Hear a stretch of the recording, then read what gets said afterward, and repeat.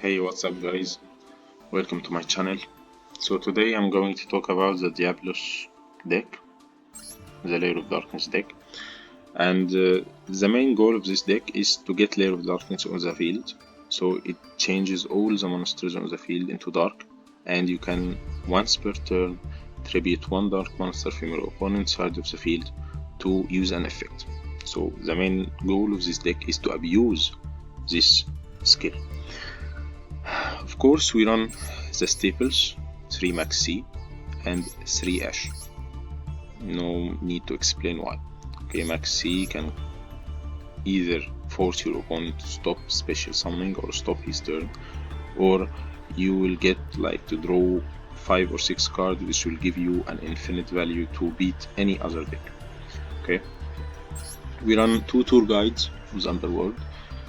Tour guide of the Underworld's purpose is to either summon Skarm, so you can use them for an Xyz summon, either Fortune Tomb, so you can turn it later into Zeus, or Bamboozling, which like it's not very strong, but as a weak starter, so you can negate 1 card from your opponent's side of the field, or change it into Witch's Apprentice. Witch's Apprentice is great in this deck. All your monsters are dark. The tokens you get from the field spell are dark. You can summon it with very ease, and when it's destroyed, you can get one dark monster from graveyard, which is Lilith. Okay. And the whole purpose of this deck is to get Lair of Darkness and Lilith on the field, and you start rolling. Okay, 3 Lilith, the main monster of the deck. You can tribute 1 monster on other dark monster or itself, so you can choose one of 3 traps from your deck. Your opponent choose one of them randomly, and you set it on your side of the field. Of course, Tour Guide, one of the other purposes or other uses for it is to summon Lilith, Lady of Lament. Lilith, Lady of Lament, even if its effect is negated, it can tribute your opponent monsters as a cost. So you don't need to activate its effect, you can tribute them as cost. So you get to get rid of 1 monster each turn, your turn or your opponent's turn, once per turns, even if its effect are negated. 1 Malice, Lady of Lament. It's like a much weaker version of Lilith. You can tribute 2 monsters, so with Lair of Darkness, 1 from your side of the field, 1 from your opponent's side of the field, to get a trap, but from your graveyard this time, not from your deck. Okay, Ahrima, one of the main cards of the deck. You must run 3 from it. Okay, Ahrima does one of 2 things. Either you drop it from your hand to search for Lair of Darkness, or you can tribute 1 dark monster or itself to search your deck for a dark monster with a high defense like Darkest Diablos or Skarm, or draw 1 card.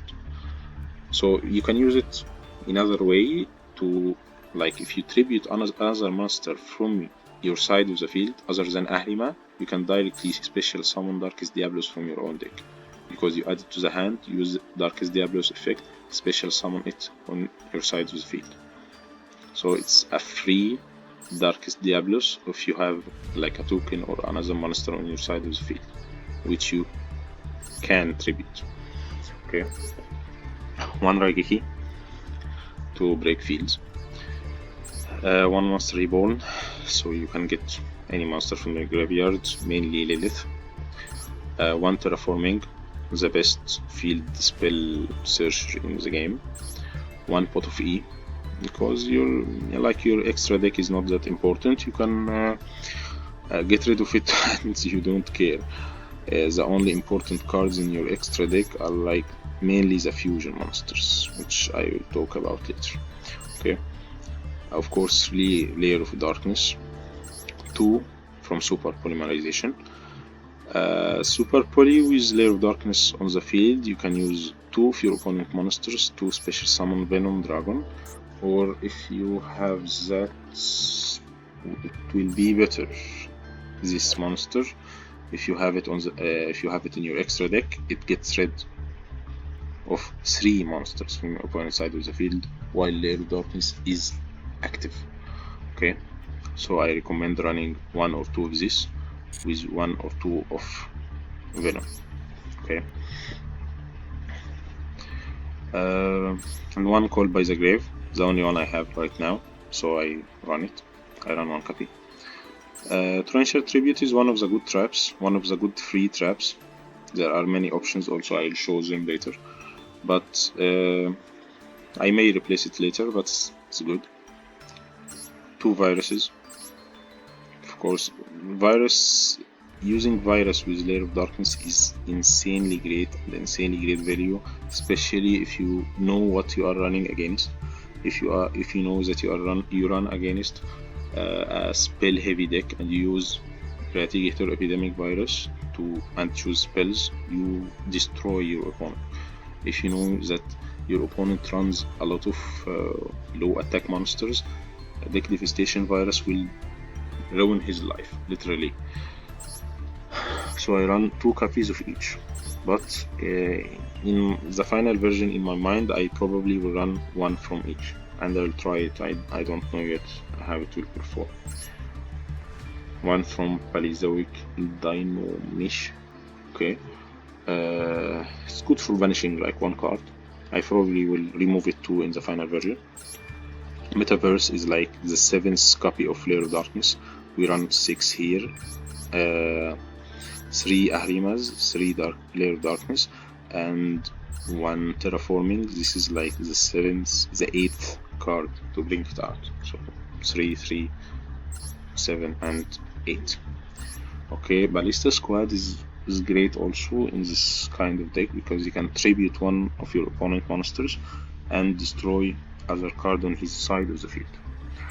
Dogmatica Punishment is a -2 for your opponent because you send Ints to the graveyard, so you can pop 2 cards. You pop card with Dogmatica Punishment, and with Ints you destroy another card, any card. This can be monster or spell or trap. Ice Dragon's Prism, I recommend running more than 1 copy from it. It gets rid of 2 monsters, 1 from your opponent's graveyard and 1 from his field, because you can special summon monster from your opponent's graveyard and banish it with 1 of your opponent monsters if they are the same type. Of course, 1 Solemn Judgment, Omni Negate. It has a very clutch uses, which can like be the one line between winning or losing. Okay. For the extra deck, you run mostly cards that will help you using either Dogmatica Punishment or Super Polymerization. The other cards are not really that important, but you know, they are like fillers. Okay, 2 Intis, if you can get the 3rd one, of course, get the 3rd one and run 3 of Dogmatica Punishment. Starving Venom Fusion Dragon is great. I run 3 of it because sometimes if I use Pot of E, 2 or 1 of it like is sent to the is banished, so I can have extra copies. 1 Fortune Tune to be able to get loose later. Okay. The link monsters are mainly fillers. Okay, they are I like 99% of the time don't use any link monster. I use mostly Witch, and sometimes I may go into Access Code Talker, which is very rare. Okay, I'll show some of the other traps that you can use later on. You can run 3 of Artifact Sanctum, okay, with the Skies, so you can lock your opponent from summoning from the extra deck. Okay. You can also run